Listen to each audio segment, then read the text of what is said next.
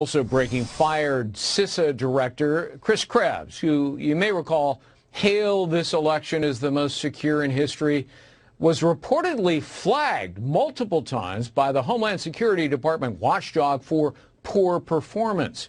According to memos reviewed by Just the News, the DHS Inspector General found that Krebs' Cybersecurity and Infrastructure Security Agency had the lowest scores for information security. In other words, ripe for fraud. Only weeks before the election, the same IG found CISA's election security plans, quote, do not sufficiently mitigate other potential risks to physical security, terrorism threats, or targeted violence to the infrastructure. Joining me now to talk about it, John Solomon, editor-in-chief of Just the News and a best-selling author.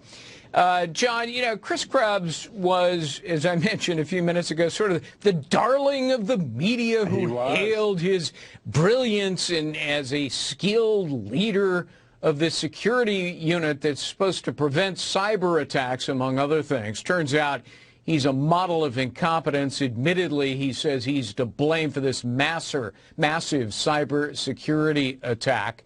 Well, he's right about that, isn't he? Well, listen, the red flags were sitting there for weeks and months before Election Day, and not just about what CISA, his agency, did on elections, but its overall performance. Think of this. It is supposed to be the agency that coordinates all federal agencies' cybersecurity defenses, and it had the lowest score inside Homeland of any of the agencies that the Homeland Inspector General looked at. It got a ranking of 1 on 4 of its 6 measures, 1 being the worst score, 5 being the highest. Many other agencies, including the Customs and Border Patrol, the Immigration Customs Enforcement Agency, had way better cybersecurity protection than the agency that we gave the keys to and said, make us all safer. There were many things flagged. From June to October, the Inspector General released 4 damning reports saying CISA is not doing its job well. We are not well protected. This is sort of a sugar pill, so to speak, as opposed to real defensive posture for America. So you've got this 50-plus former intel officials, you know, who signed this politically motivated letter before the election to try to influence the election, claiming, oh, the whole Hunter Biden corruption, influence peddling, and all the evidence uncovered by the New York Post is nothing but Russian disinformation. We now know that's not true. Right. These intel officials were peddling disinformation. So now they look like the fools that they really are. And unbelievably, they're still standing by their claim it's Russian disinformation, notwithstanding the fact we now know that there is a criminal investigation into these matters. Yeah, more importantly, the chief of intelligence for the United States, the director of national intelligence, John Ratcliffe, has said there's no evidence that the laptop or the emails that have been out there are Russian disinformation. In addition, the FBI said it had nothing to add to DNI Ratcliffe's claim. So they're not, the people who are investigating it aren't concerned, don't believe there's a Russian disinformation campaign involving Hunter Biden. Tomorrow, I'm going to put some new information out that will show exactly how Hunter Biden landed his job in April of 2014 at Burisma in Ukraine. I think it'll enlighten everyone on how he traded on his father's name and specifically on a trip his father was about to take to Ukraine to make sure he got that lucrative contract. We'll have that tomorrow for folks who come to justthenews.com. We look forward to it. Now, you've broken a lot of stories on the Russia collusion case, and your 2 most recent stories delve into the newly declassified documents revealing text messages we haven't seen these before, sent or received by Peter Strzok. What do they tell us? Well, they give us contemporaneous proof that the FBI knew before it went to the FISA court, just like your books laid out so eloquently, that the FBI knew 2 things, that Christopher Steele had broken protocol, was leaking to the news media, and that his goal wasn't just to inform for the FBI, but in the words of Peter Strzok's own text messages, he was trying to, quote unquote, influence the election. This is a significant finding.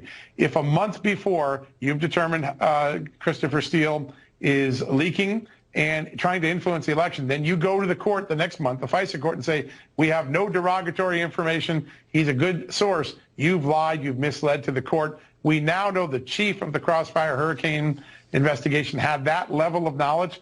and texted it to his colleagues inside the FBI. Damning evidence. It's too bad that it took 4 years for it to come out. Yeah, I mean, they knew before they submitted the FISA warrant application to spy on Carter Page that the evidence they were presenting was false. So, in other words, they were lying to the judges, misleading them, and committing a fraud on the court. But you've also determined that these text messages show that the FBI knew that the infamous Yahoo News article that was used by Comey's FBI to gain the warrant, they knew that that came from the original source, the phony Christopher Steele dossier. Yeah, and then they represented to a court. It's important to remind people, because this comes out incrementally over 4 years.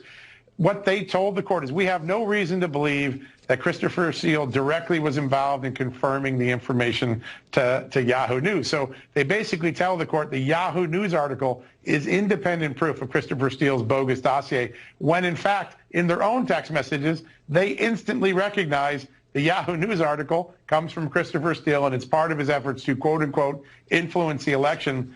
What an incredible con job the FBI did on the FISA court. This wasn't blundering or bad mistakes or incompetence. This was an intentional con job upon one of the most important courts in our country. Yeah, I mean, lying to the court, they should be prosecuted for defrauding the government and lying to the court.